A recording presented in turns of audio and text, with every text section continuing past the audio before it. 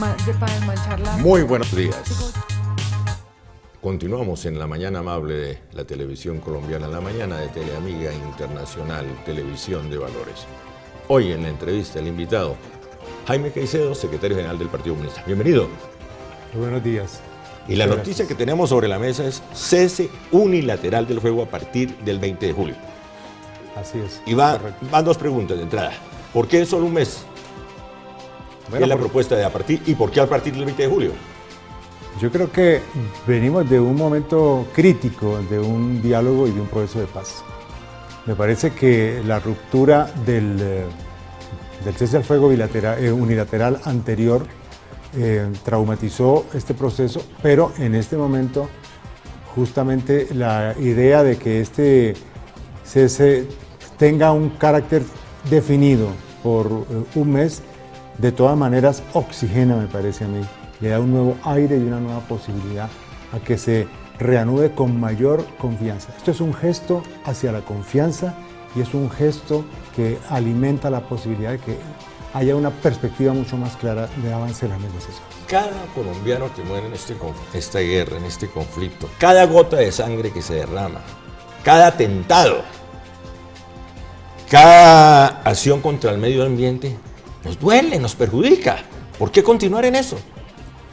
Desde luego, yo pienso que eso es lo que se suspende, ¿no? Me parece que el cese unilateral de un mes va en dirección, por lo menos en ese periodo temporal, a dejar sin acción esa forma de actuación. Pero yo pienso que esto tiene que ver también cómo va a corresponder el gobierno nacional y el ejército a este cese unilateral.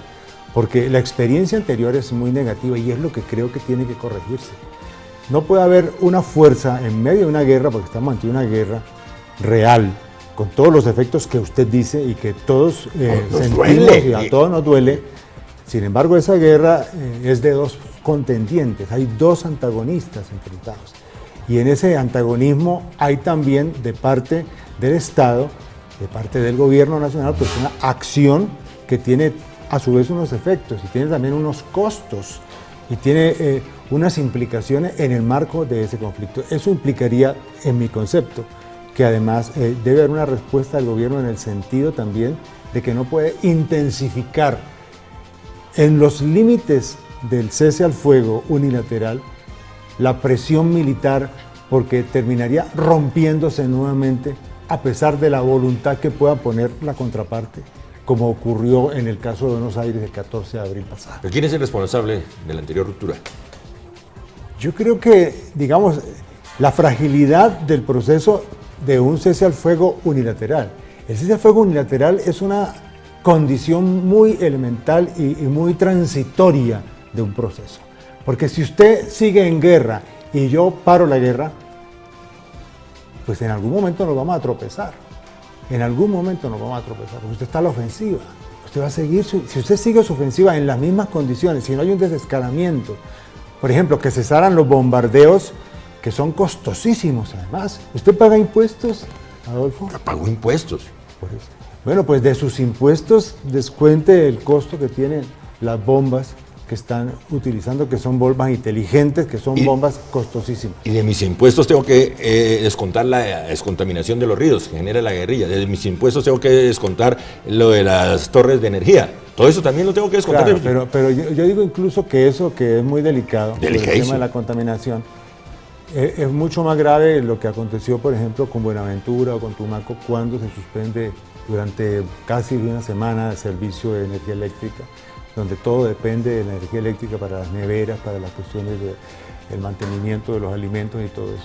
Yo creo que eso fue mucho más grave, en mi opinión, pero aquí como cuenta solo la parte espectacular. Pero lo uno no justifica lo otro. No justifica de ninguna manera. De ninguna manera. Usted que es un hombre izquierda, le pregunto, ¿qué tiene de revolucionario contaminar un río? ¿Qué tiene de revolucionario volar una torre de energía? Bueno, desde luego, ¿no? Yo desde luego considero que esos son hechos que no deberían existir, porque la misma guerra no debería existir en este caso. Está muy bien. ¿Te das cuenta? Debía haber una democracia real, sin exclusiones, donde los sectores de la izquierda, los comunistas y los sectores revolucionarios no estuviesen excluidos de un actuar en la vida nacional. pero no es porque sean revolucionarios ni porque sean de una u otra ideología socialista, digamos así, sino porque en realidad en Colombia no ha existido en los últimos 60 o 70 años igualdad política. Ya no me refiero a la igualdad económica y social, que es espantosa, somos uno de los países con mayores desigualdades en ese aspecto.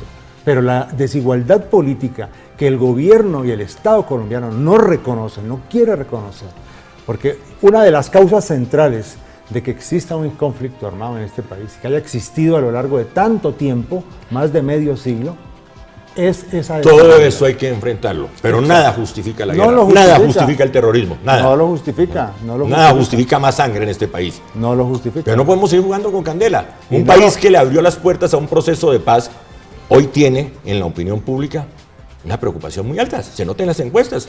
Se nota en las encuestas. La gente ya no ve con buenos ojos, una gran parte, el proceso de paz de La Habana. La gente no confía, incluso ante una pregunta. ¿Usted cree que hay voluntad de la FARC para hacer la paz?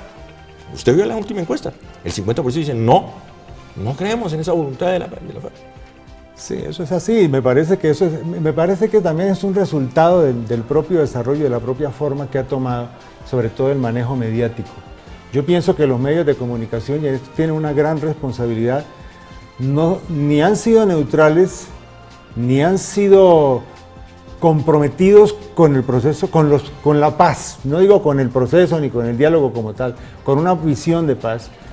Y por lo tanto, en determinados momentos, uno los ve y los asume como parte de una maquinaria de propaganda de guerra. Es verdaderamente insoportable en determinados momentos, digamos, lo que uno está viendo, por ejemplo, en la televisión, lo que está escuchando por la radio sobre las cosas, porque se desaparecen los avances que ha tenido este proceso de diálogo, que son muy importantes, que son decisivos, se desaparecen del panorama. Por ejemplo, ¿qué tipo de...? Por ejemplo, el hecho de que existan 3 preacuerdos esenciales sobre el problema agrario, sobre el problema del cultivo de uso ilícito y sobre el tema de las garantías políticas básicas de un avance hacia una apertura democrática en el país. Pero eso lo borra un muerto, eso lo borra la sangre, eso lo borra la contaminación. Y lo borra un bombardeo donde mueren 27 personas destripadas en una carnicería humana que no tiene explicación tampoco. Porque bueno, los muertos de un lado, sí, pero también los muertos del otro. Son colombianos, son ciudadanos colombianos con iguales derechos teóricamente en la Constitución colombiana. Vale lo que usted señala, la crítica a los medios de comunicación, pero ¿qué culpa tiene el espejo? ¿Qué culpa si uno ve ahí? Sí, pero si el espejo está deformado, lo va a mostrar a usted como un gorila grandotote o lo va a mostrar como una sílfide. Es decir, eso hace daño y me parece que contribuye a intensificar la situación de guerra y la conflictividad. Tema que también ha afectado la imagen del presidente Santos. Y eso genera un efecto carambola sobre el proceso de paz.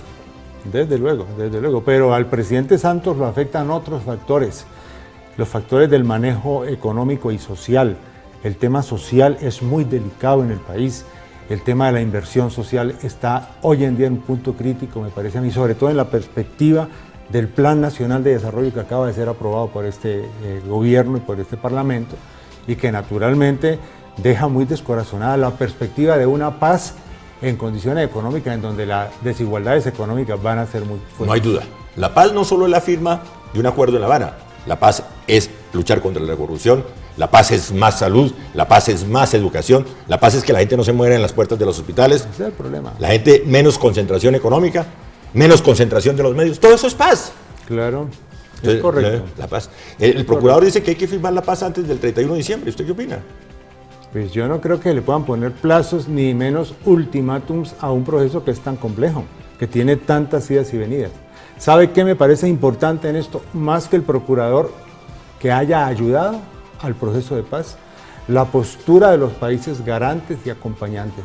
Me parece que este es un factor con que aunque no contaban los amigos de la guerra y los amigos de la prolongación de la guerra, y es que los países han dicho, sí, estamos dispuestos a seguir siendo garantes, pero para que avance la paz tiene que haber condiciones, tiene que haber desescalamientos, tiene que haber distensiones y generaciones de confianza para poder avanzar en los puntos de la agenda. Pero esto es de dos partes.